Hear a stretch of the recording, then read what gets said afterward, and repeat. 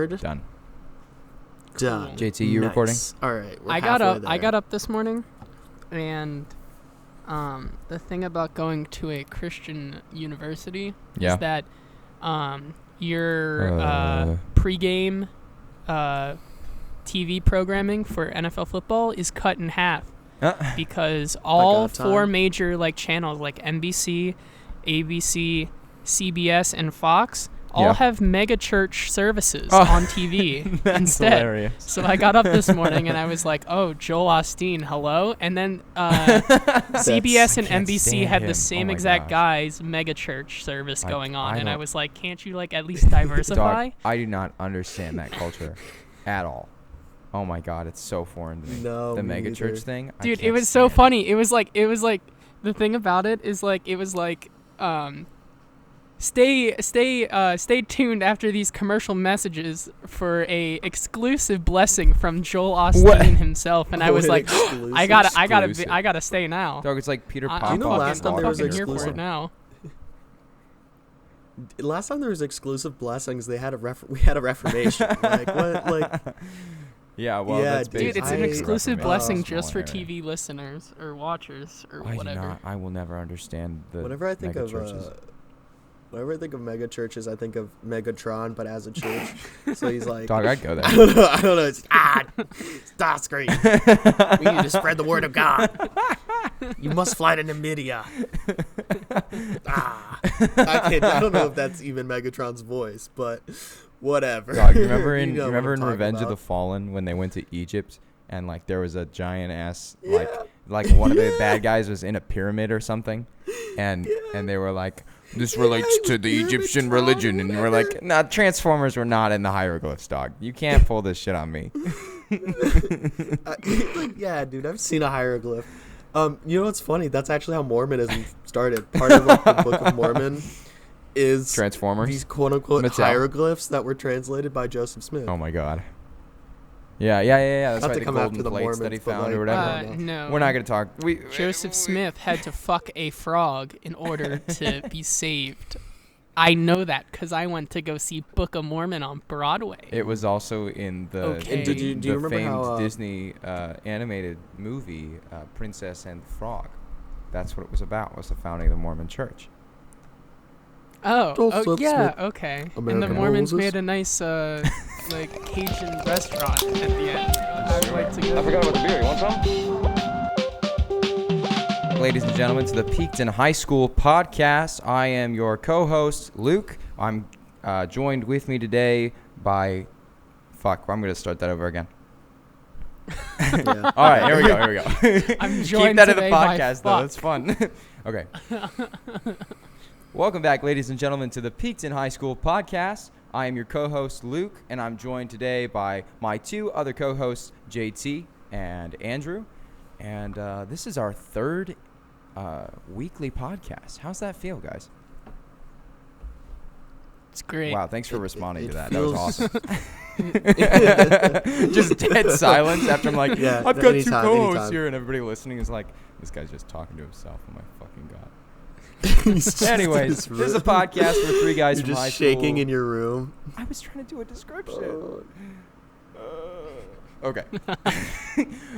If you guys haven't figured it out already, this podcast pretty much is bullshit. No, it's just 3 guys who went to high school together. We're trying to, No, you're right. just trying to figure out how to talk to each other. Why not put it on the internet for everybody here? Because we think we're the funniest people on the planet. So, I like how it's figuring out how to talk to each other. Like, like our relationship just- hasn't grown over 7 it's years. like we're each different types of This gorillas. is a trying to social teach each other skills sign language. 101 class. What was that gorilla's name that could do sign language?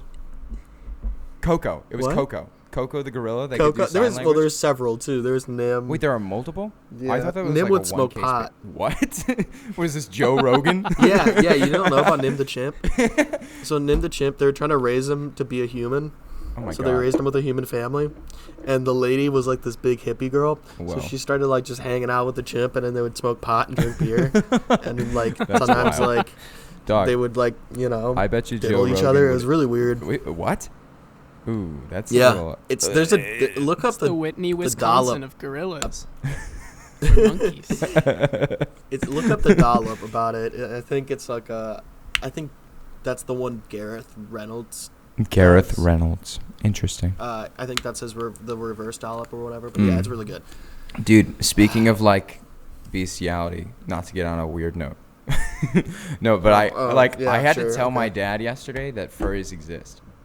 Like I had to tell him that was a real thing, and I don't know how I feel about that. Go? Oh, it was weird. It was so weird. Like we were at the dinner table, or wherever we were talking. My brother and my brother-in-law and my sister were over, and we were talking. I don't know. We got into the conversation of like different people or whatever, and I was like, yeah, well, at least he's not a furry or something like that. And my dad was like, what's that? And I was like, somebody who identifies as like having I don't know exactly the definition, but I was like, my understanding is it's somebody who identifies with an animal species or something like that. And he was like, no way. And I was like, yeah, no people way. Do that. He was like, nah. He was like, that's not just a joke. And I was like, no, that's a real thing. He was like, and he got like this dead look in his eyes. And I was like, well, I've just ruined my father's life. It was actually really sad. Man. I was like, I'm sorry, dude. Oops. Jeez, boomers, am I right? This is not your mom's comedy. That's a plug for our first episode. Yeah. Did you guys hear about this this thing in the news recently? I just read that these scientists have found that like there's a possibility that we can de-age our genetics. Oh fuck. Did you hear about this? Did you hear about this? This comes up like every single month. Yeah. I'm like frightened by that. Is that weird? Oh, no, but I'm frightened by it too, but I don't think it has to do with like physical aging. I think it has to do with the aging of like your genetics or whatever. So like we're still going to get old, right? But I think it might expand lifespan, and we're going to have to develop like life support. You know what I mean? Oh, to so be able we're to gonna function be like, as so old. To all my high school Tumblr followers out there, it's like that Doctor Who episode where they bring. I think the lady's name is Cassandra, and she's just like a face, like on yeah, dude. She's just like lips, and then she like doesn't she watch the Earth die, and she's like, nice. Yeah, she's like that makes me hot. Human. And the girl who's with the Doctor Who guy or whatever, she's like, oh yeah, the Scottish girl. She's like, Billie Piper. Have you ever heard Billie Piper ever try to do an Irish accent? No. It's racist. Have you? You can't be racist towards Irish people anymore, but that is. Dog, it's in Penny Dreadful. Speaking of bad acting in like in terms of accents, have you ever seen The Haunting of Sharon Tate with Hilary Duff? Her Sharon Tate accent is awesome, the worst thing in the entire world. No, it's a horrible movie. It is a horrible movie. And her accent for Sharon Tate, it's literally like, what if we could change our fate? And I just want to go plow Roman Polanski. It's like horrible. She's so bad at it. Oh my God, she's so bad at it. Yeah, because every woman loves that short that little thumb-shaped man. This is why we need the de-aging genetics to work, so that we can remake these movies with the same actors and actresses and pretend like the old versions didn't exist. You just remake them and re-release them. Oh, not make bad movies. Oh shit! That is I true. don't know what to say. What about that? He's like, I didn't see them try. Dude, nice addition to that. The guffaw was really worth my time. Did you guys watch the full Death Stranding no, oh my God, thing? I forgot to watch that. No, I the don't 48-minute gameplay thing. Whack. Dog, I don't have time to entertain Kojima's whims. he's like a really artsy child. He's like, Papa, I drew this painting, and he has to like describe it in detail to you. I'm like, I got work. If you don't know who we're talking about, Hideo Kojima is a video game designer / creator who worked on a lot of the Metal Gear Solid video games and stuff like that. He created Metal Gear Solid. He created Metal Gear Solid. He's the sole reason that Metal Gear Solid exists. Except for Metal Gear Solid Survive, which is a bastardization of the entire franchise. Because they fired him for whatever reason. Oh. Metal Gear Solid Survive? Survive? It's amazing. Are you mean the zombie game, Metal Gear Solid Survive? Yeah. You're not talking about Metal Gear Solid 5. It's basically Left 4 Dead 3. Yeah. I'd have to. All right, disagree. so everybody, this is the last episode of the Peaked in High School podcast. All of us are breaking up as friends. Co-host submissions will be open starting right after this podcast. I'm starting my own podcast called Fuck Andrew, former co-host of the Peaked in High School podcast, and we'll actually call it the Piss Podcast then. Yo, welcome to the Piss Cast. The Piss Cast. Like your mom. Dog, I can't believe I didn't realize. I cannot believe that I didn't realize until a week after we came up with this name that the acronym for Peaked in High School is PISS. I can't believe I didn't think about that until a week after we started this. That's like that just seems so apparent to me.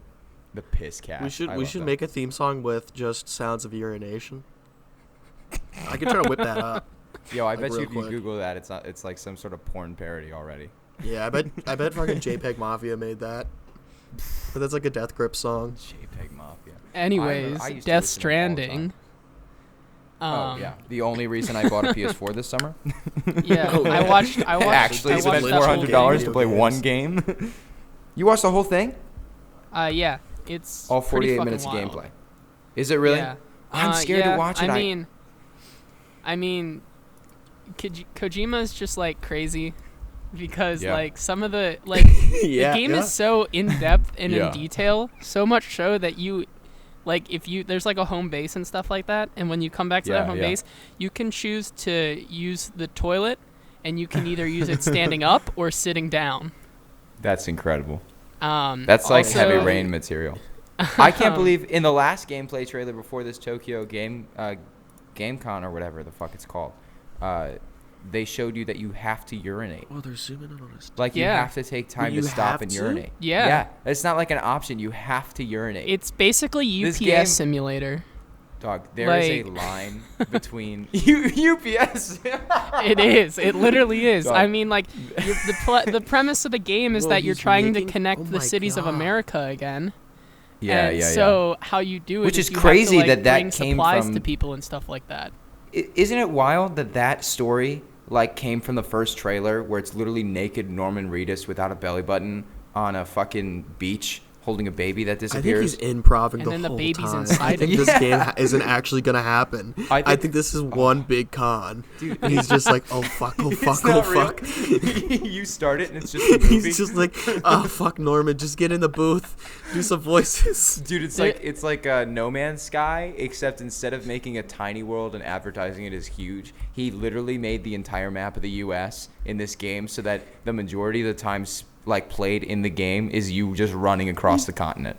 It's real time. Delivering packages from AMC in the game. I know. You can watch Norman Reedus' show about riding motorcycles across America in the game. You can do that in the game. This is so dumb. That's amazing. I want to vomit. I want to scream. No, but this game's gonna be fucking incredible. I don't know. I don't even know what the game. I don't think so. No? Oh my god, what is this game? I don't know, man. I actually think it's going to be incredible. I think it'll be great. Damn, what is this? Do you remember when everybody was freaking out because Guillermo del Toro was in it and they were like, "Oh, he designed all these good movies." And then all of a sudden the fourth trailer came out and it was this random ass skull guy shooting out Digimon. Dude, that was fucking sick. Wait, what? I thought that was good. You thought it was sick? Digimon, digital monsters. That's what it is, though. They're Yo, dog, I used to watch the shit out of Digimon. Oh my god. We would go to the library back at my childhood home, and we would go and get the VHS tape of the Digimon movie that combined both casts of the first and second season, and then we'd watch that in tandem with the Crocodile Hunter movie, and it was great. Speaking of, I know. Digimon. Speaking of anime creatures. Oh, I thought you were going to say the death of battling each other. Steve Irwin. The last episode, the most recent episode that came out for Pokemon shows Ash Ketchum finally becoming the Pokemon region champion, beating the Elite Four. Wait, has he never done that before? No, it took him 22 years. I was never into Pokemon. 22 years? The kid's still like 13, right? Yeah. In the show? They didn't age him or anything like that? 22 years of show, and he finally beat Pokemon. Man. People are gonna go down my throat, but I was never a fan of Pokemon.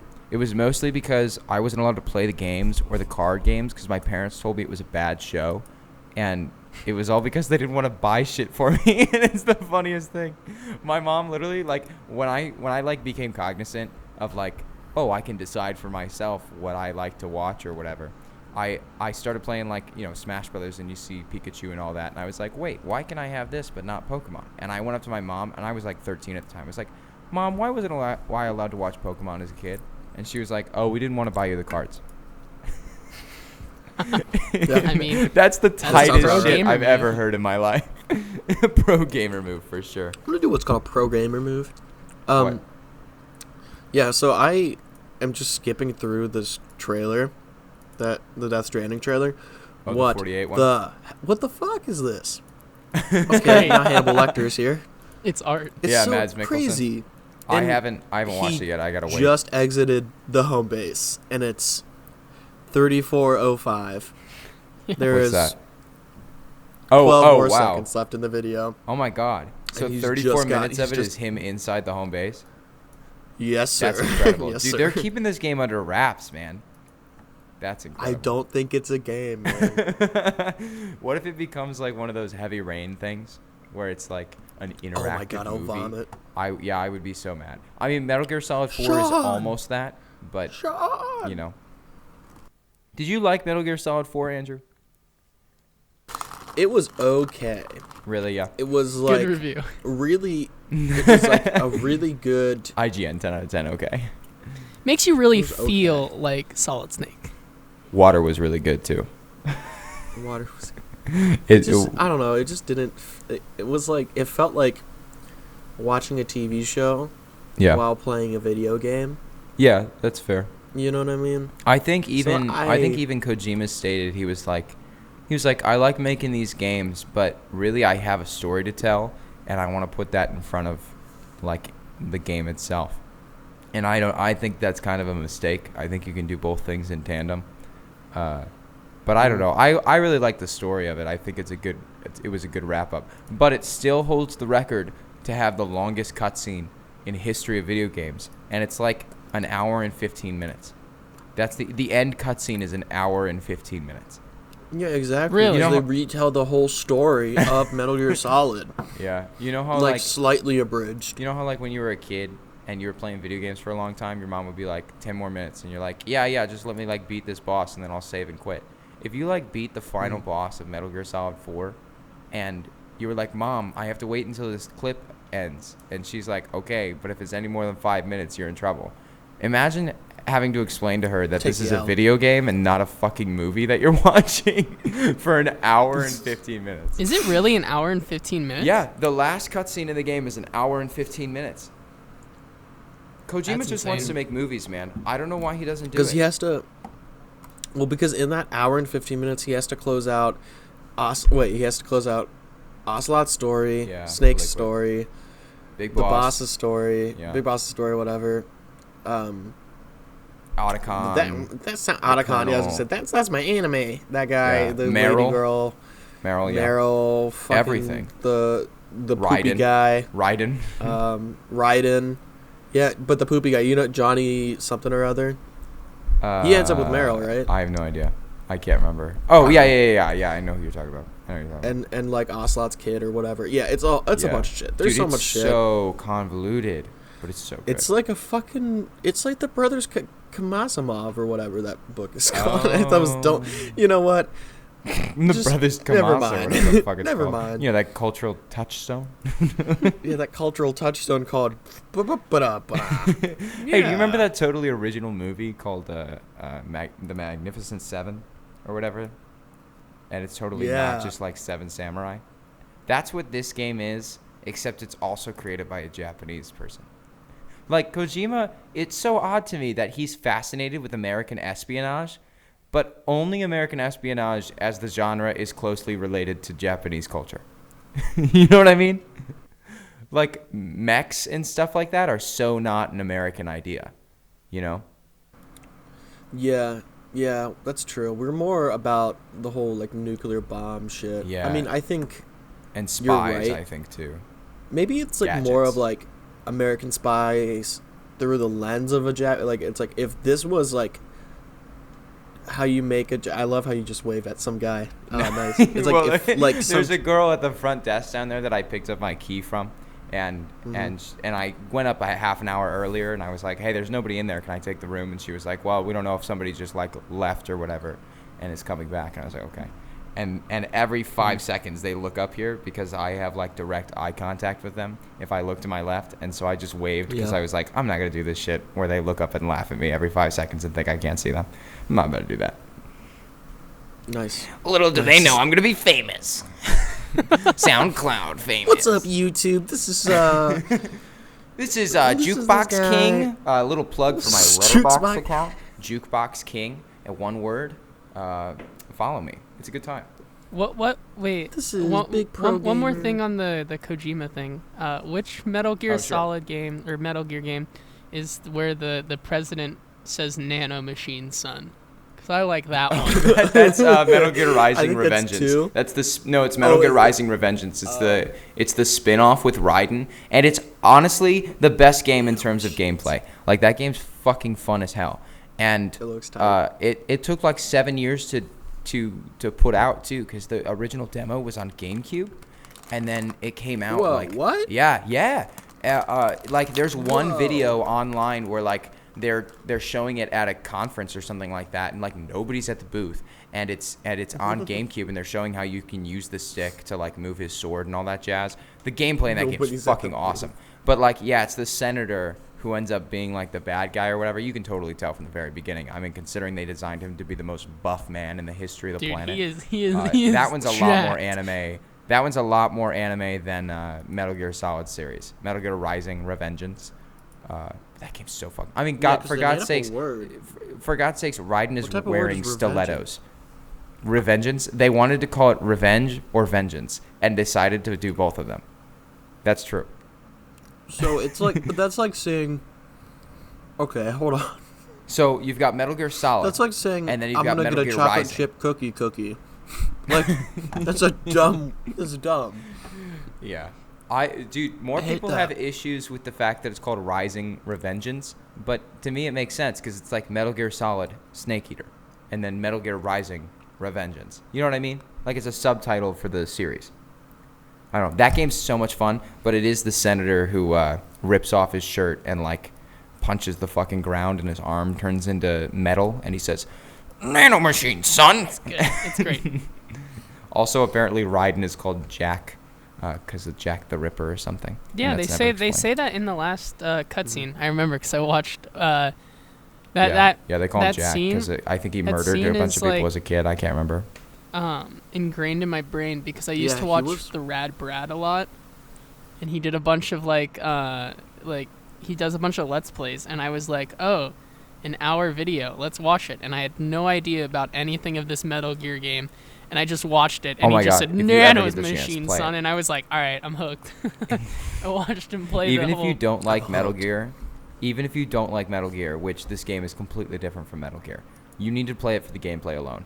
It's so fun. It's so good. It's pretty difficult, but it's really Say, Arthur, how would you pronounce the girl? Yes, Hunter, this way. I might give it a shot. That's my honest IGN review. 9 out of 10. Thank you for the honest IGN review. Does it make you feel like whatever the guy's name? What's his name? Raiden? Oh, Raiden. Does it make you feel like Raiden? This game really makes you feel like Batman. This game really makes you feel like Spyro the Dragon. The game this really game makes you feel like real life Tom Brady NFL superstar. The difference between Madden 2010 and Madden 2011 is apparent. This game, as opposed to Madden 2010, really makes you feel like you're playing football. Oh my God, love IGN. They're horrible. Did you hear about how they stole? Did you hear about how they stole all of those reviews for like 10 years? They've been stealing reviews. And IGN, really? Yeah, they usually don't get caught, and then one guy got caught, and then everything just kind of spilled out. Oh my God, it's horrible. I was like, you guys are dumb. You guys are dumb. That's why when like you listen to their reviews, some of them are scathing and they're like 9 out of 10, a great game. And then some of them are like praising it to high heaven and they're like, well, it's not that great. 6 out of 10. I'd say most people would enjoy it. And I'm like, bitch, you didn't even write this shit. Mm-hmm. Yeah. They're crazy. Write this shit. They're crazy. I don't understand why people work for them. Money. Well, yeah, but like, is there really that much money in video game journalism? No. Yeah, but I would say I disagree. I'd say no. From what I've heard. No, I'm not saying there is. From what I've heard, it's hard to, like if you're gonna work for a company. Like if you work on your own, there's probably money to be made. Like if you have your own YouTube channel and stuff like that, like people who are like they're independent and do like game reviews and stuff, because then it's like, you can do whatever you want. But like if you're like paid on like a salary for like a company, like if you're not editing or something like that, it's probably, I would say it's pretty hard. Fair enough. Yeah. Fair enough. I mean, journalism in general isn't a very lucrative business all the time. Yeah, so. yeah. I learned that first from Daredevil, the television show. Oh, when really? When the newspaper is going downhill and one of the main characters who takes I forget all of the characters' names now. But he takes the one girl under his wing as a journalist, and then he's like struggling to keep his job. Yeah, her mentor is like struggling to keep his job, and he gets killed or whatever. Mm-hmm. That's when I was like, oh, nobody reads the friggin' newspaper anymore. Mm-hmm. Yep.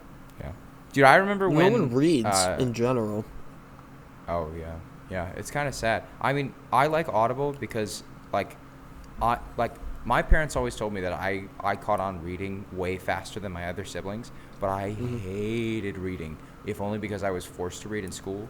You know what I mean? Yeah, that's probably it. I like Audible because it helps me to keep on track, because my brain goes everywhere when I'm reading a novel because I just haven't done it enough. But the fact that people use Audible just to listen to things and not follow along with the text kind of bothers me. It's kind of troublesome. You know what I mean? True. Yeah, no, I get that. Audible and I think also too, like, sorry, go ahead. I was just gonna say that Audible even too puts out originals that are just for listening, like original novels, and I'm like, why? Yeah, like, why would you not sell a physical counterpart to this? It's weird. Yeah, it's fine to just do audiobooks or whatever. Like, I don't really care, but like, I agree with you. Like, why not listen to it? I just think it's not even that. I don't think people read. I think it's just that, well, people don't. But I think it's more that people just aren't informed at all. Oh, interesting. Like, I really think like part people of just don't a bigger try. issue. Part of a bigger issue. Yeah, like I just don't think people try to be informed. I think like, and even when they do, and I'm sure like, I mean, everyone's done it, but like, I think even when they do try, sometimes it's very shallow. It's like, oh, I watched Fox News, or it's oh, like I watched the base. It's like, it's the base understanding of everything. I agree with that. Exactly. Yeah. And it's so fascinating to have you ever talked with people who think that they're super in the know but only have that base understanding of everything? Oh my god. It's like so difficult. It's so difficult. I say that because like that's like what half the paper was. Oh, really? For, like that's crazy. It's a long story, but like there was so much garbage that happened, and there's a lot of people that were like, well, the Bible actually says this, and it's like, well, the Bible was written and translated and millions of times, and also it's a book. Like, man, I don't know what to tell you. I think there's something to be said. I think there's something to be said in terms of like I haven't given this a lot of thought, but it was brought to my attention a while ago. Was the idea that like because there are discrepancies in the Gospels, right, which tell basically the same premises or the same stories or whatever, because of those discrepancies, it like authenticates that it's for individuals who are writing their own, witness without corroborating on it. So I think that's interesting in terms of like historical study aspect of it, right? But that doesn't necessarily mean that like, the words haven't been lost over time because of the amount of times it's been, transferred from oral to paper or whatever, or translated from language to language. Right. That was one thing that I picked up from high school in like scriptures class was they were like, although we interpret these things as they're written, keep in mind that this could be the very base understanding of the scripture. So like one sentence could actually mean like a whole book's worth of things. Also, we're talking about the Bible. Yeah, what the heck? Isn't that funny? Well, no, sorry, I'm fascinated with the Bible though. I mean, because it's like the main story of everything. A lot of people borrow from the Bible. I mean, like Star Wars, like there's biblical references in Star Wars. There's the Bible was so powerful that a guy, I know I'm talking about Mormonism, but it's because I'm listening to that podcast. It's so good. But like people like, and that's another thing to consider when you read any text or just about information in general. Like people who write or edit or translate things all have their own agendas, and it shines through it will shine through their work, no matter how good they are. Like a great example, like I'm in a history of English language class, and we read a copy of the first dictionary, like a PDF thing of it. Yeah. And the definition for barley was, it's like a wheat commonly used to feed horses or Scots, like Scottish people.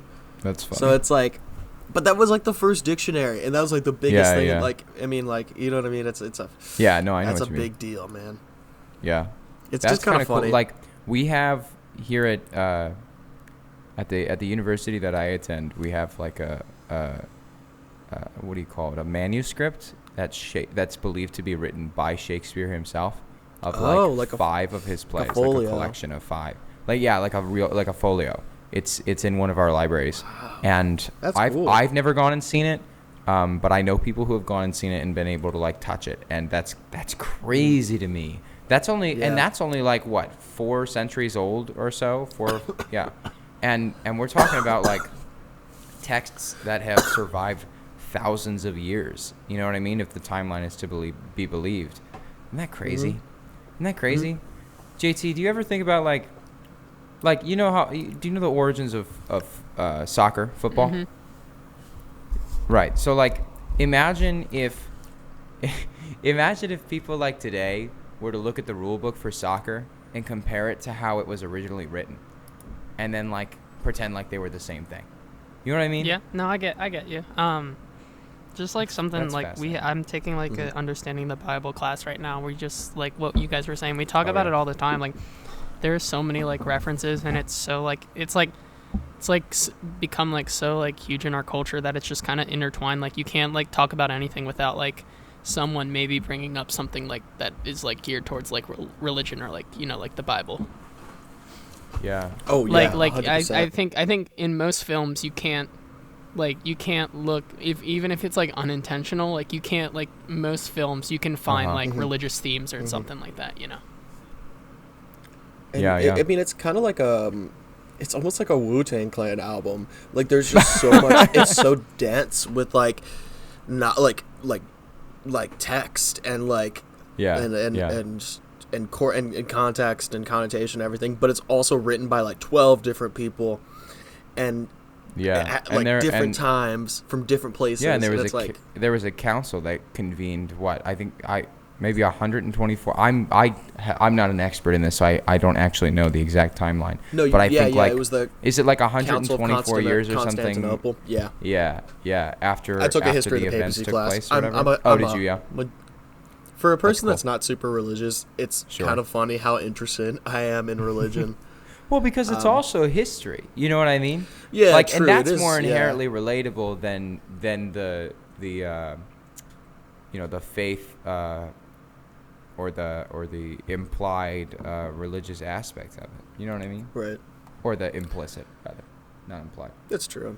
Also, it's about culture. It's about a lot of things. Yeah, that's also, true. There's just a lot of fun stories too. There's a story in the Bible. Like, I think they removed it during that the Synod of Constantinople or whatever, when they compiled everything.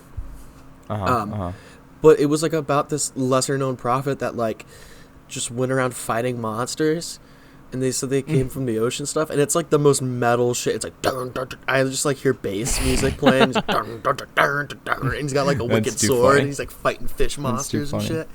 Like, that's tight. But like people also, I find it hilarious that like a group of people were probably sitting down looking at it and we're like, Yeah, let's not do this one. Let's just I don't what I think would be funny? Think that's gonna help us with. Wouldn't it be hilarious if so pretend like we die and it's become evident that whatever the Christianity is the religion. You know what I mean? Blah blah blah. Yeah, it's like the true way. What if you? But what if you get to whatever that afterlife is, like heaven or whatever, and everybody who's there is represented because we don't have bodies, right? Is represented in the way that you most identify them based upon your experiences of their stories. I would probably see every single person up in heaven as a VeggieTales character.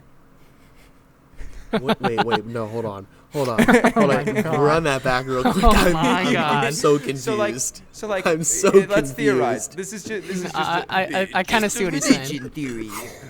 No, but we don't when we die, right? We theorize that if you believe in that faith, you theorize that when you die, your body is buried, but your soul goes to heaven, right?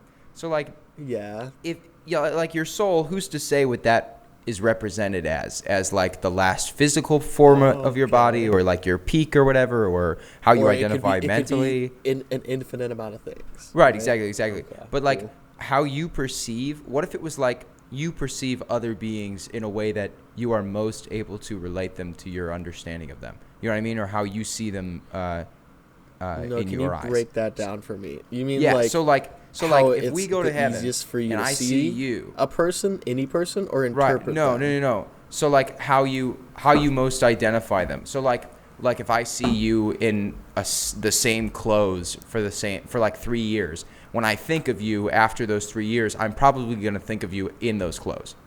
You know what I mean? Yeah.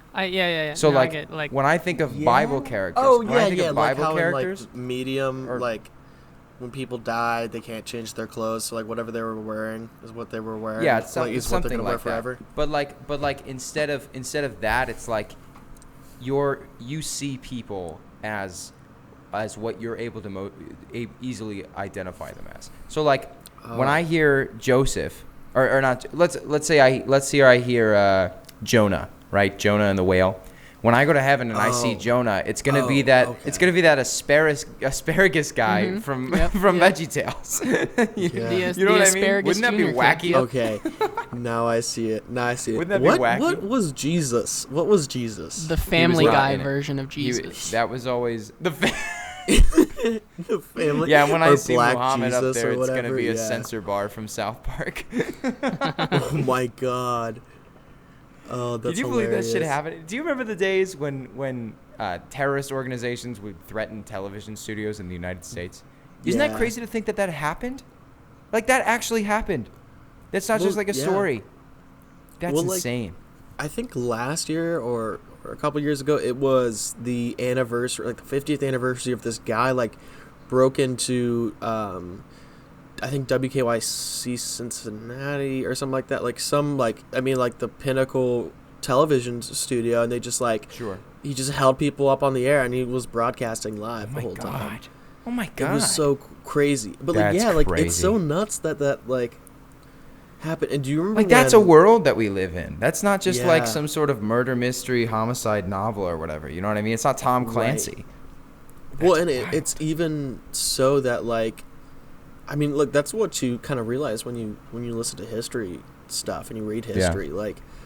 There's so much just weird garbage that sounds fake, but it's real. So do you know how the Notre Dame got their nickname? No.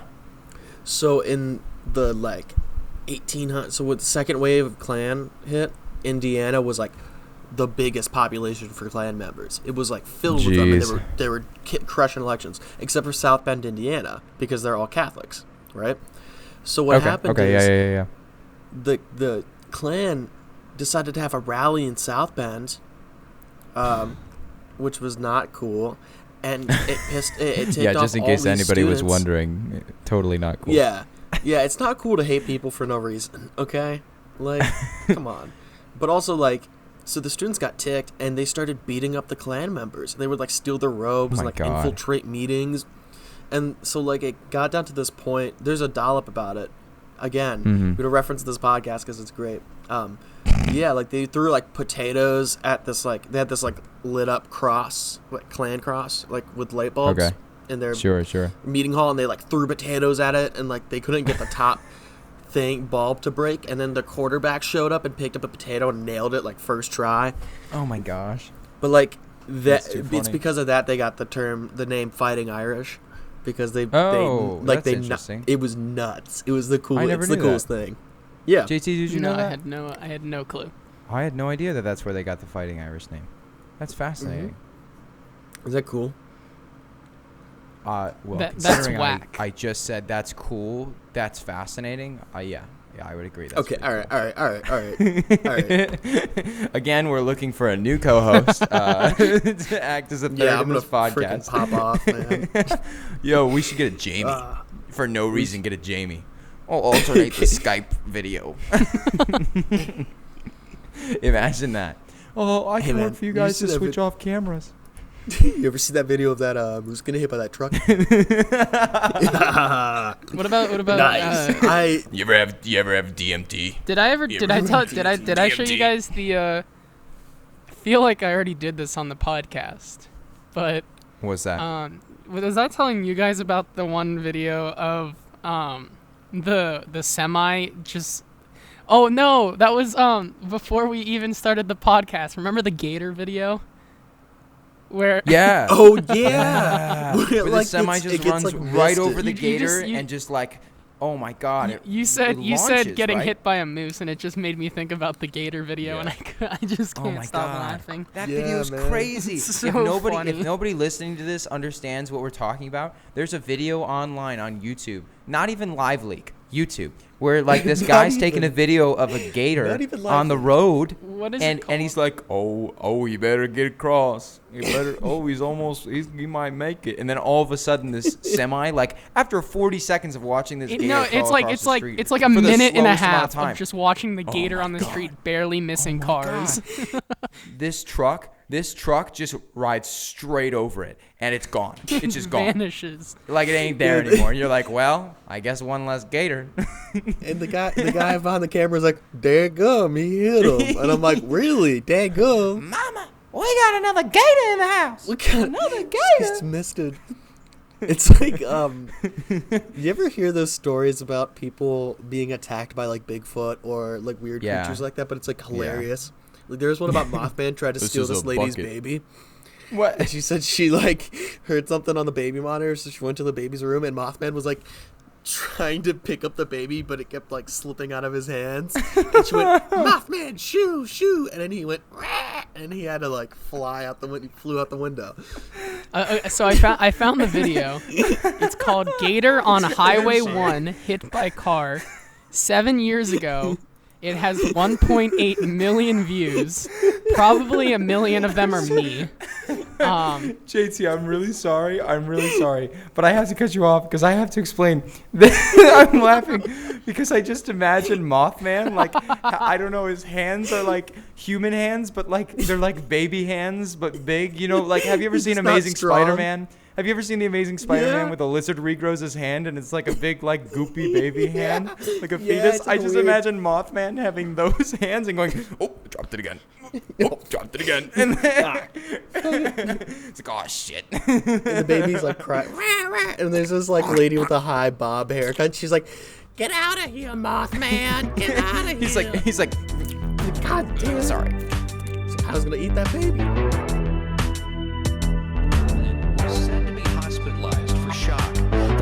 All describe the same thing, a faceless, red-eyed freak who seemed to have a message to tell. But what was this message? On the side of Ferguson, but the civilization maker is in the twilight zone. There is a shadow line between the side of Ferguson and the side of Galatian. Do not introduce the monk. Can you hear it? Then everyone else is a phony too. And I feel that you have to be a certain bit of a showman world in order to get it hit. Oh, I know exactly what it sounds like. Have you ever seen that video where it's all the Smash Bros. Players, characters with realistic audio while clapping? Yeah. Yeah, it would sound like the Sonic one where it's like... That's exactly what stop. Hold on. It sounds like someone putting their hand in a Vaseline-filled glove. I just made a discovery that I think everybody should. So What's that? One more time. The Gator video. Yeah. So there's a description on the video. God bless this man. This is what the description of the video getting hit by the car says, and I will read it verbatim. What? I apologize to the world for not taking swift action to save this gator. When I arrived, there was a stopped car in the lane of traffic protecting this very large alligator. However, when that car drove away, perhaps I should have blocked all 3 lanes. This occurred at around 6 a.m. And then the final line, I also hope my zookeeper daughter can forgive me. Oh my God. That description is perfect. It just makes the video but so like much he's better. like, yeah, sorry I didn't literally endanger my life and probably my hand by going over to shoo the gator out of the street. Also, I just want to let you know that I said, oh my God, while you were saying something shocking about the description, but it was actually in reference to the fact that I just watched 3 Mormon missionaries walk into the student center here. And I was like, oh my God, they're here for me. They know, they're listening. This isn't even live. JT, you should read that. We should get a recording of you reading that letter, but like play taps underneath it.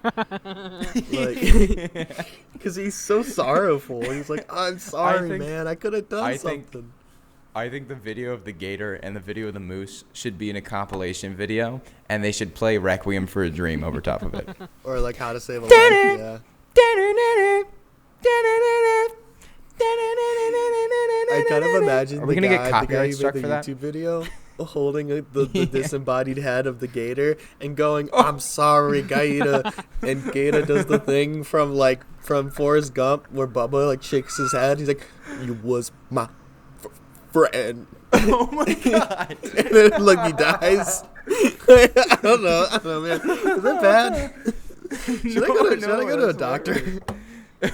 Luke, the therapist might be good. Yeah, we're at 50 minutes right now. So do you want to? Oh yeah.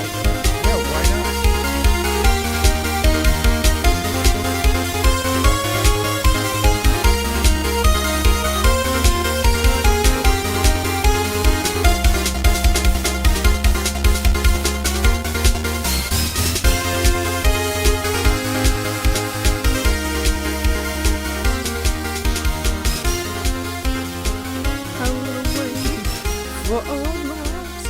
This is the real intro. Yeah. All right. Anyways. All right. Y'all ready? Yeah. All right. So this is our one segment on the podcast that's at least mildly structured, and it's called Make a Case, where we examine something, media, music, movies, whatever, and we make a case for it, whether it's good, whether it's bad, whatever we think about, that thing. And today it's gonna be Luke, the LSAT man himself. That's me. Hello. So like Andrew said, this section is shut the fuck up. This section is us taking something that's either largely liked or largely disliked and arguing for the opposite of it. Something around those lines. Okay, so today my segment is called Video Game Movies Are Good. You're just watching the wrong ones. Oh no. Okay. Oh yeah. No, this is good. Okay.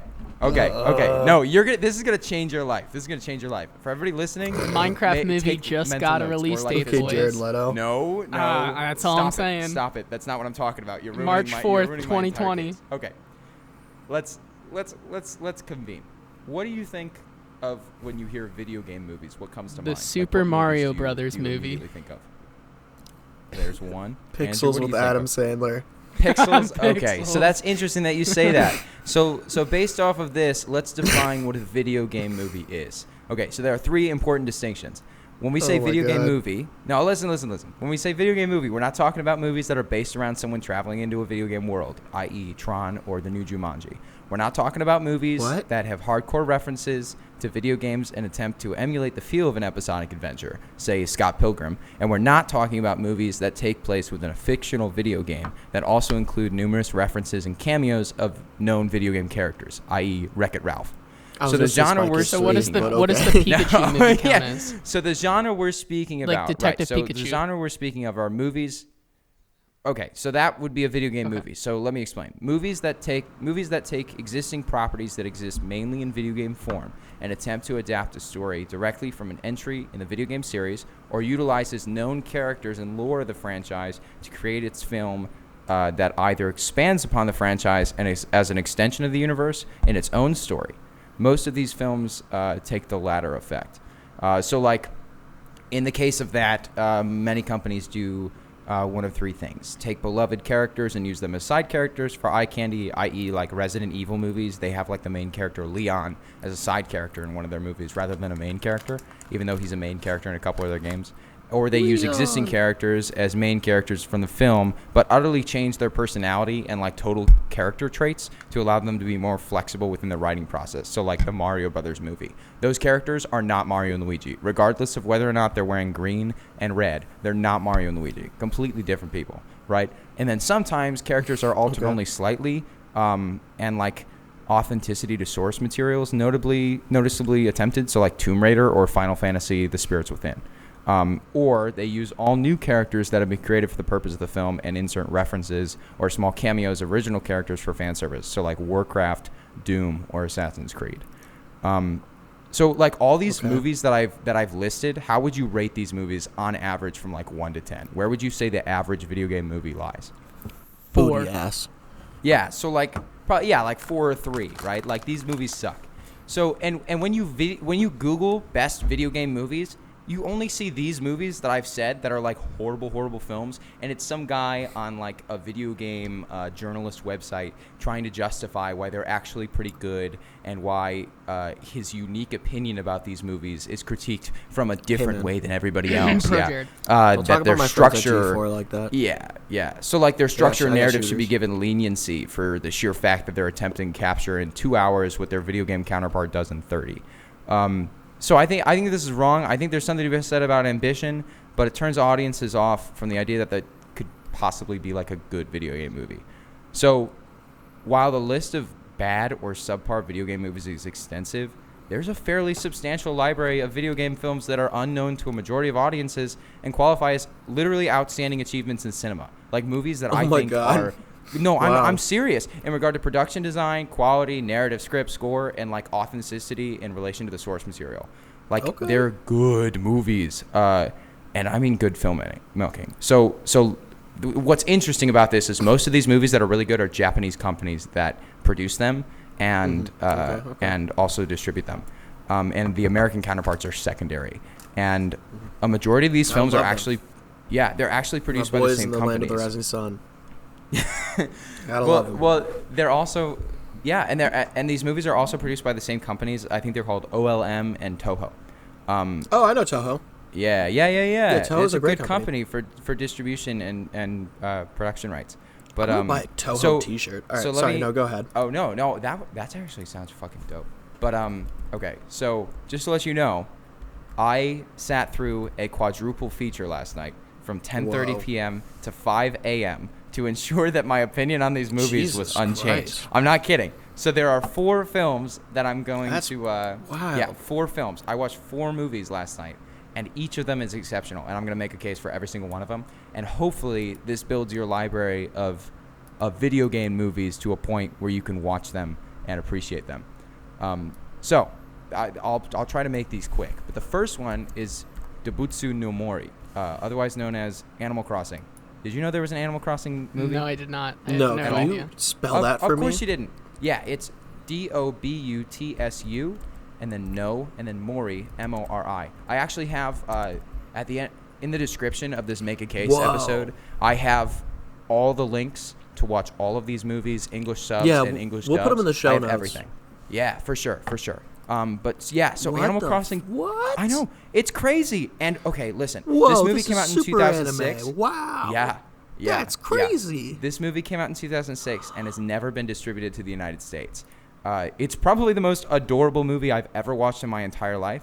And like as the video game that lacks any overarching narrative, it's perfect for film adaptation. Like the wholesome nature of Animal Crossing games like provides numerous positive themes and commentary for adults and kids. And like in the movie, there are themes of like friendship, selflessness, believing in yourself, living without judgment of others, relationships and connecting with other people, following your dreams.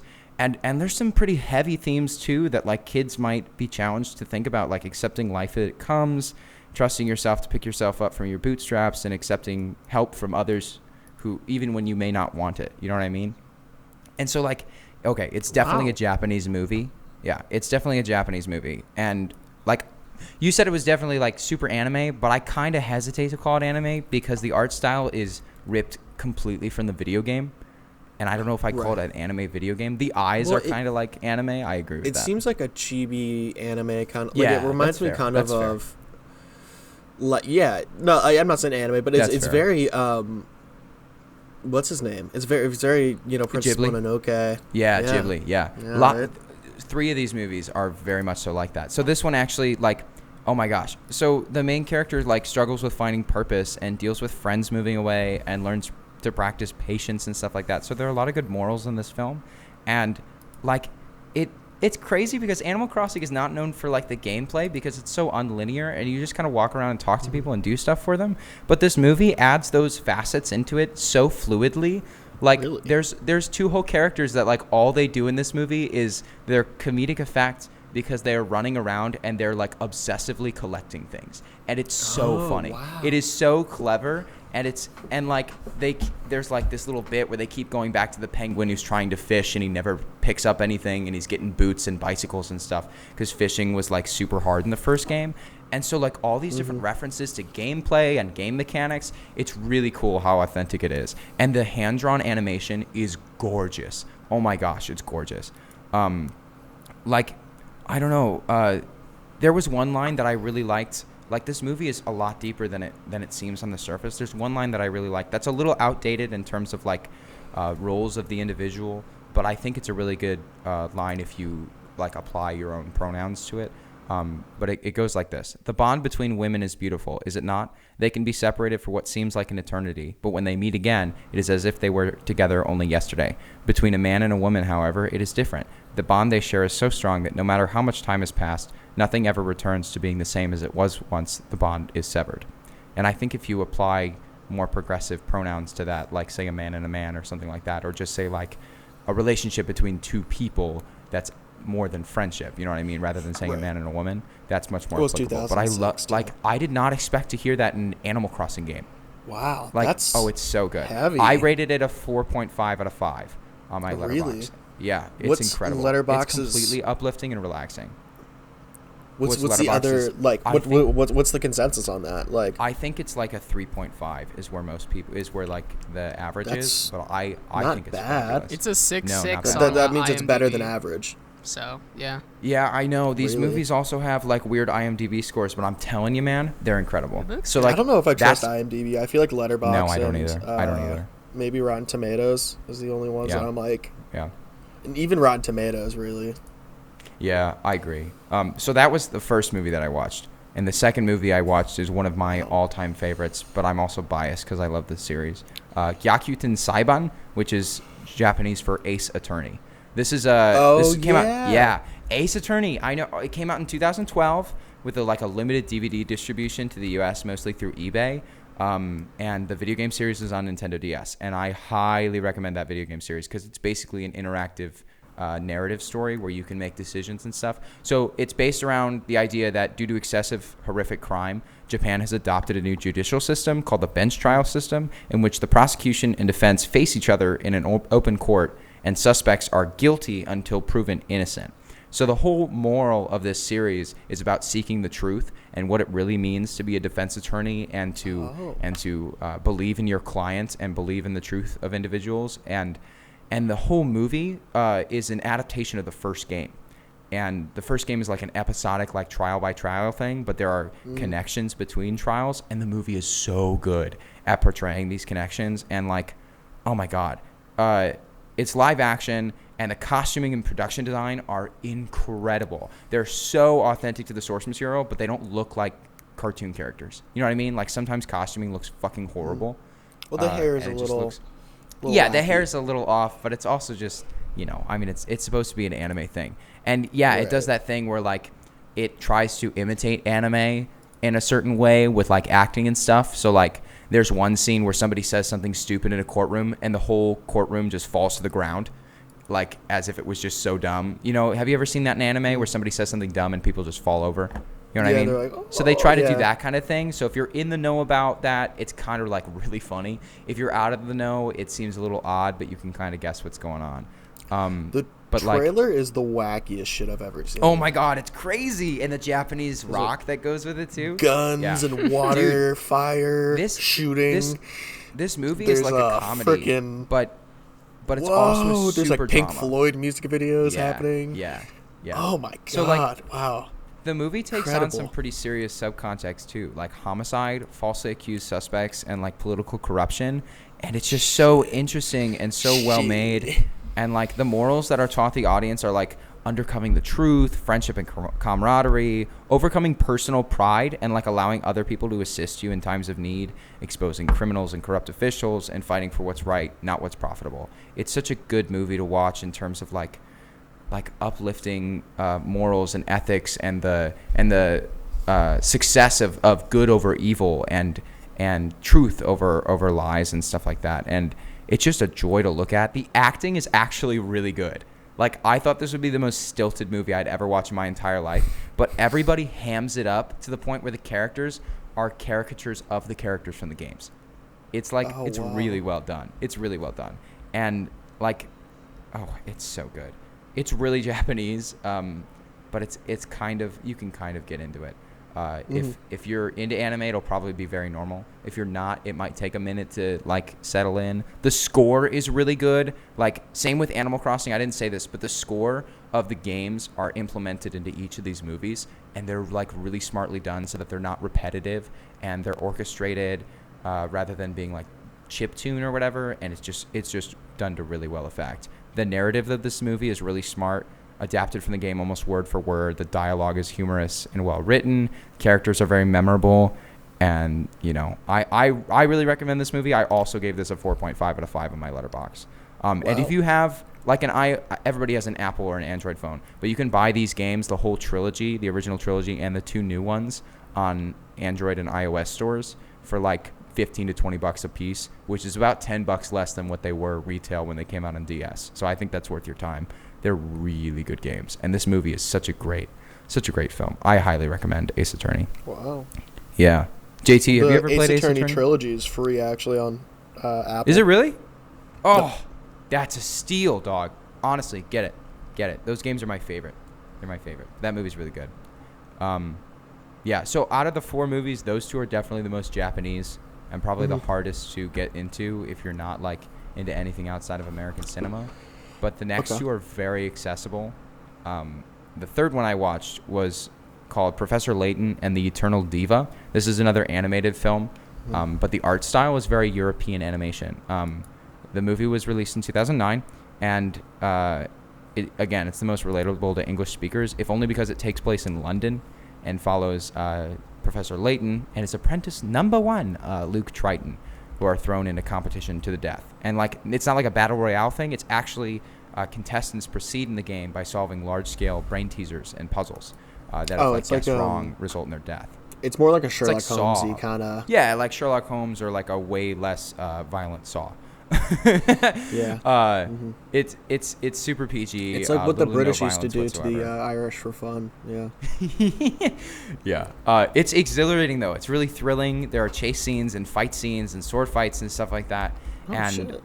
So like the story of the movie takes place within the timeline of the video game series and acts as like a direct installment that they actually reference in the games, but audiences don't have to know the games in order to watch the movie. Like, they do a really good job of introducing characters, even if they were introduced in previous games, and like setting up the relationships that people have, or like their dynamic between characters. And each of the characters is so like unique, and the design of them is so like funky and weird. Like, so many British people have long ass noses and big bulbous noses, and this guy, the police chief, has like this huge buffalo chest hair coming out of his shirt or whatever, and he's got a pompadour that he squeezes water out of all the time. It's really quirky and really charming, and the the movie itself, I'm not even kidding. Like, this movie is one of the most well-written films I've ever seen. Like, it's exceptional in the narrative, and I think it's because it was written and animated by the same guys who did the video games. So all of that work and effort to make a cohesive story within like a 15-hour playtime is then condensed into 2 hours by the same people who do it on a larger scale project. So it's really well done to a T.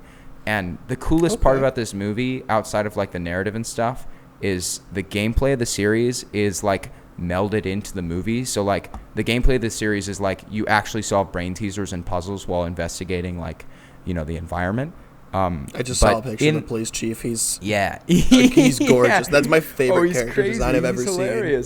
He's so funny. But like the video game is solving puzzles, and so in the movie when they're solving puzzles, they they put like this music box up or whatever, which plays the puzzle music from the game, and he's like, when the music goes out, you better have your answer. So like to implement the score in that way is really, really smart. That's really cool. Rather than just having in the background, it's part of the narrative or something, or part of the mechanic of the movie. And it's just really, really cool.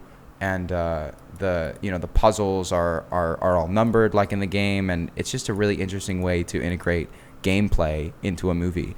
The characters are super charming, and the voice acting in the English dub is so good, because the games are English dubbed originally, even though they're Japanese games, and it's the same voice actors from the games. They're so good. Like, every person has their own personality, their own designs, and you could really tell that the artists who work on this film took a lot of pride in making their series into a movie. Super authentic. Themes of dealing with like lost loved ones, jealousy and pride and revenge, and morals of being a true gentleman is one thing that Professor Layton says a million times over. Selflessness, value of truth, friendship. You know, it requires no knowledge of Japanese culture for any English audiences. It's totally made for like American and European audiences. It's a phenomenal film. Honestly, a hidden gem. Highly, highly, highly recommend it. It's a super great whodunit, hand-drawn animated movie. I gave this a 5 out of 5 on my Letterboxd, and that's one of 10 5 out of 5s I have out of like 500 films, I think. I honest to God, that movie's way better than animated movies come out every single year, and they always rely on like reference humor and like, I don't know, banking on the fact that little kids are going to watch them, so they're not super serious and like actually fleshing out characters or anything like that or ideas. Right. But movies like this and even Animal Crossing are so well made, and like it just feels like such a passion project that was just crafted from the very beginning. It's really, really good. And that one's actually free on YouTube. Through a link that I provided. If you want to watch the English dub, which I highly recommend, you have to use a VPN because it's not allowed in the US. But Proton VPN is a free VPN service that you can put on your computer, and you can use that and just click on the link and say that you're in Australia, and you can watch it with the English dub. Yeah, not sponsored, but that's what I use. And then the English sub is free in America, but I highly recommend the dub. Really good. And then the last movie, I promise I'll be done talking about fucking video game movies forever. All right. But the last movie is a little cliche, and it's actually very topical. So in an era where we know video game movies to be horrible, no, I'm not even talking about Detective Pikachu. I haven't seen that one. But in an era when we know video game movies to be horrible, did I actually? Yeah. So wait, Sonic the Hedgehog. The Hedgehog the movie. Sonic the Hedgehog the movie. This man's already seen it. Oh, he's got the back door to the movie. This man got his keepers out. He knows. When I say Sonic the Hedgehog movie, you think immediately fucking Bill Schwartz or whatever his name is. I just hear the Jonestown tape in the back of my head. Gangsta in Paradise. No, this. Oh my God, I forgot that was part of. Oh my God. Listen, that looks horrible, right? That movie looks absolute shit. It looks dog shit. But what if I told you that in 1996 there was an hand-drawn animated Sonic the Hedgehog movie in 1996? Okay, so this movie, right, is actually a compilation of a double feature pilot for a new Sonic the Hedgehog television series that was not greenlit after the pilot aired, right? Which sounds horrible for its prospects, but hear me out. The hand-drawn animation, first of all, is amazing. If you're a fan of Studio Ghibli and Hayao Miyazaki movies, watch the Sonic the Hedgehog movie just for the animation because it's absolutely wonderful. Outstanding stuff. The movie doesn't actually adapt any plot of the games, obviously, because in 1996, Sonic the Hedgehog wasn't about the story. It was about the gameplay, right? They didn't have like Sonic Adventure or anything like that. It introduces a new world for the characters. No, you're fine. You're fine. Also the furry stuff. Yeah. No, but no, I was going to say something about 9/11, but that's not fun. Oh, yeah. Fair enough. It introduces a new world for Sonic and Pals to live in that hasn't like been seen in any other game by the time 1996 came. And arguably, I think it's the most interesting one. It's really sad that they didn't like add on to this with more episodes. But they actually felt that it was so conclusive that they didn't want to make anything else, so they compiled it into a VHS movie. Whoa. The plot's very simple. Dr. Robotnik created a trap for Sonic and plans to kill him with it. But the movie's so entertaining and smart in terms of like story development and dialogue. Like it's way ahead of its time in terms of like animated TV shows or even animated movies. Like the characters have real personality, and anybody who sees the goddamn Sonic the Hedgehog trailer for 2020 and looks at Sonic and hears him go, meow, I can understand why you think Sonic's fucking horrible. But if you watch this movie, I guarantee you'll understand why people like Sonic the Hedgehog for the personality. It's like, it is the prime example of what Sonic the Hedgehog should be, especially for the fan base. No, I'm serious. Like, it's so good. And the characters are so well voice acted and well fleshed out. And the relationships between characters are believable. And their dialogue is fun. And it's just something that like you would not think would come out of Sonic the Hedgehog, who's had way more failures in terms of a franchise than anything else in history. You know what I mean? Like the voice acting is really good. I already said that, but characters are given little to no exposition, but like their relationships are believable. Fans are gonna love the movie for characters and visual references to game mechanics. Not only the movie itself, but non-fans can appreciate the film without the need to understand the source material because it's made completely separate from any of the games. And it's also made in an era where games like that were not made based on a story, right? The story was somebody got kidnapped and now you're playing a game to get to the end. You know what I mean? So like they were able to write what they wanted to without having to be confined to all these different narrative like plot holes or inconsistencies. It's really, really well done. And like it's less impactful in terms of morals and ethics as the last three, but it's a really fun adventure action movie that's like really highly entertaining.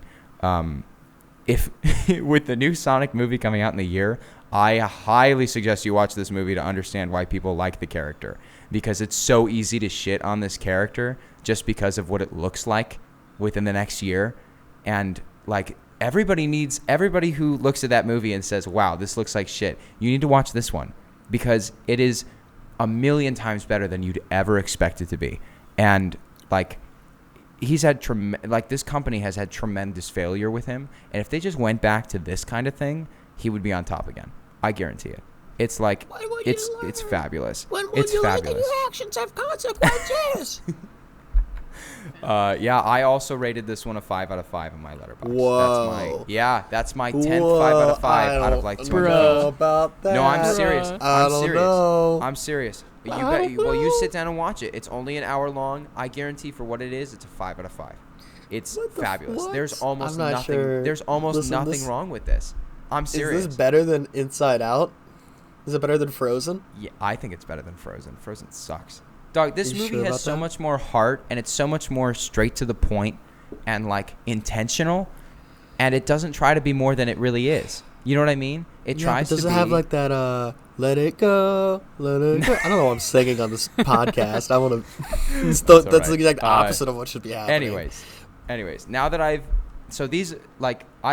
very quickly gone through my explanation of what gives these movies merit, but now that I've made my case, You now have 4 movies to go and watch to change your mind about video game movies. I promise each of these is worth your time. If not a 5 out of 5 or a 4.5 out of 5, maybe it's a 3.5 out of 5 for you, but it's still enjoyable to watch, and the animation is really well done, and the voice acting is really well done in each of these.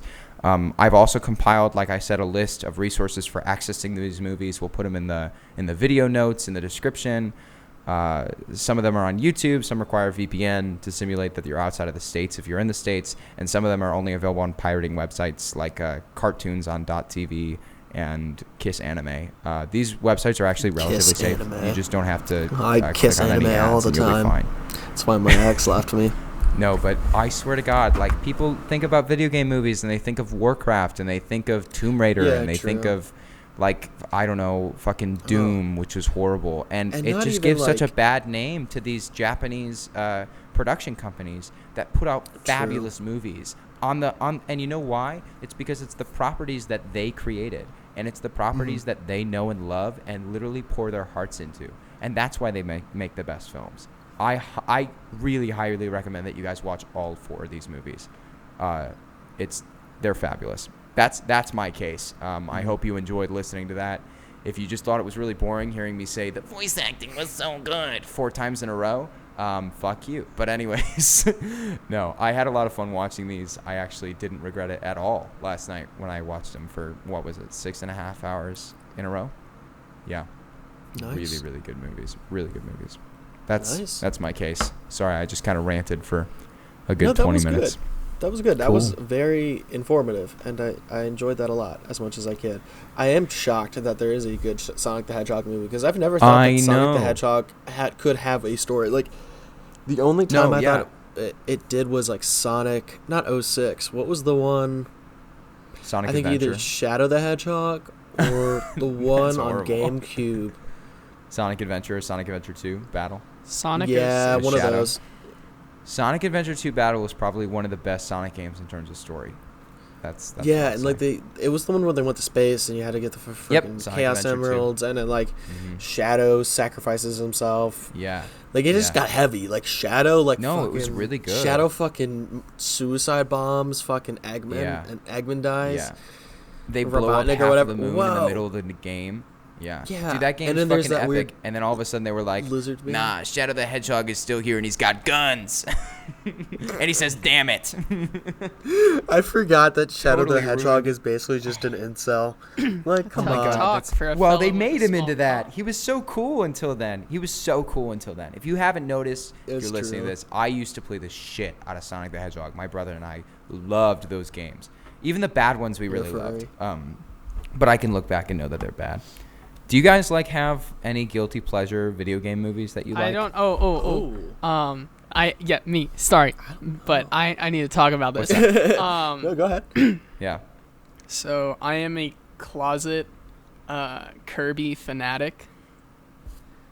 Are you talking about the Kirby show? It is the greatest fucking thing I've ever watched. I watch it all the time because it wasn't on like any channel that I had, but my mom, when I was like 8, bought me a like CD with like 6 episodes on it, and I would just watch it over and over and over again. I think it's called Kirby Right Back at Ya. It has the best theme music that show's ever. Awesome. It had all 100 and something episodes are on YouTube in a playlist that you can just watch. I watch them all the time, and we'll put that in the description. It's phenomenal. As well. That's a really, really good show. It's a really. I used to watch that on Saturday mornings on Foxbox and 4Kids. It's also hilarious. I neglected to say that the Sonic the Hedgehog movie is commonly referred to as Sonic OVA, but that's all I got. Yeah, Kirby Right Back at You is actually really good. I'm gonna talk Andrew, like you have any more guilty on pleasure video game movies someday, but sure, you can do a case for that. Do you have any guilty pleasure video game movies, Andrew? I do. It's probably the first Silent Hill movie. Because it has some problems and structurally it's a little jangly, but I watched a YouTube video about it. There's a really good YouTube channel called Good Bad Flicks, which is this guy just like reviews really bad movies, usually horror movies, and he's like, they're not really that bad if you look at it this way, and blah blah blah. Like it's pretty cool. And the way he did it was like he bricks, and it's like honestly like it's like step by step like a really good movie focusing just on the female characters. But then the studio was like, we need to add, like, we can't just do like that's all women, like we can't just do all women. So they they added the dad into it, and he's like just kind of takes away the whole thing. Yeah, Sean Bean. But like it's a good movie up until that. Like the designs are phenomenal. The way that the monsters they're played by interpretive dancers and stuff, so they like bend and contort real cool, and so I don't know, I just adore that. I adore that series, cool. But that movie in particular is good, save for the parts with dudes. If you see a dude in it, just like skip real quick, just like Fair it's enough. Good. But yeah, you know what's interesting is we talk about all these movies, right? I mean, I literally just ranted about 4 of them that I think are phenomenal. And then we talk about guilty pleasures and good television shows. I think what's interesting is some of the best ones are like fan-made shorts. Like that Nathan Drake Uncharted fan-made 15-minute movie that has Nathan Fillion in it, by the way, playing Nathan Drake. I don't know how they got him. He's so good in that. And that's... I know, and that short is really, really well done. And they're making a Uncharted movie with Tom Holland playing young Nathan Drake, and I really hope it's like as good as that. I really hope it's as good as that. And if they ever make a movie about old Nathan Drake, it better be Nathan Fillion, because he's so charismatic in that role. Oh my God, yeah, really, really good. Those kind of shorts are fascinating. I mean, same thing with Red vs. Blue. Like Red vs. Blue. Yeah. Like I don't know, I don't really remember watching past like the 3rd season or whatever was on Netflix for a while. But like that was all like in-game footage and just like some dudes recording voices. Yeah, that's a whole different thing in and of itself. Yeah, right, but it's like a similar like it's adjacent to that. Like it's like, why is that? Yeah. But it's good, and that was a full-fledged like animated series with tons of followers. I don't know. Yeah, I might even more accurately call that a parody. But yeah, I think that's even more interesting is the idea of making a show within a video game itself. I would even call that a separate genre, but that's like that's really interesting too. I've never watched there's a Halo television show that's on Netflix. Yeah, Forward Until Dawn, I think. Yeah, Forward Until Dawn. I've never watched that. I think I watched the first 10 minutes of it at some point in time and I got bored, which maybe I was wrong about that. But yeah, it's such a weird, like video games to movies or video games to the silver screen or something. It's just such a weird concept that like people always think, like big Hollywood studios, you can tell they're like, let's just throw away all the source material and keep the characters in the general tone and make our own like story with it. And it doesn't work because what people like about them is that they can connect to the experiences that they personally had with the franchises. You know what I mean? And when you throw all that away and just keep a character because Lara Croft has boobs or something, it doesn't work at all. Well, and it's in reverse too with the Call of Duty games. Like that's something I've noticed. I've been watching like Funhouse's playthrough of Call of Duty games. Oh my! I love that playthrough. It's like that playthrough was hilarious. Funhouse is really good. Shout out to Funhouse. Yeah, shout out Funhouse. Please buy us, bruh. Buy us. Just make us your slaves. I will be James and Elise's adopted child. Oh my God, dude! Sure. I would totally, I would live on Benson. I wouldn't even need a bed. I would sleep on Benson's. I would fight him for the bed. But yeah, no, like it's so like half of their jokes are like, well, it'd be great if I could do this. Like Call of Duty is basically a movie that you click a couple buttons through. It's like a really, really slow-paced rhythm game almost. That's true. Yeah, you know? It's very force-fed for sure. Very, very force-fed. That's weird to think about. It seems boring, but I'm not really that inspired by at one point in my life I was.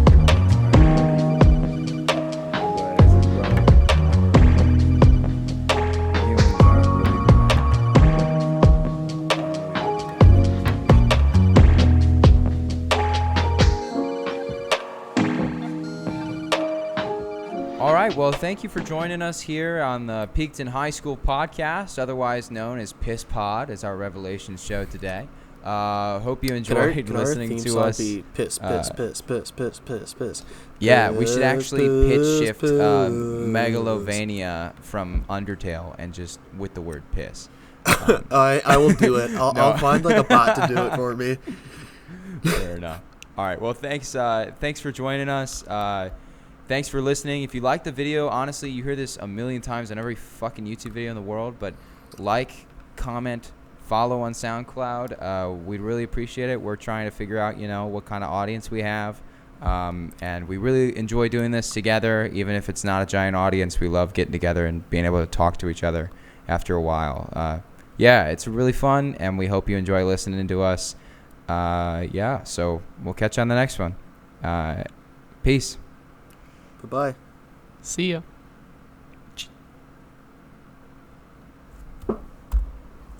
Okay, do you want to stop recording in 3, 2?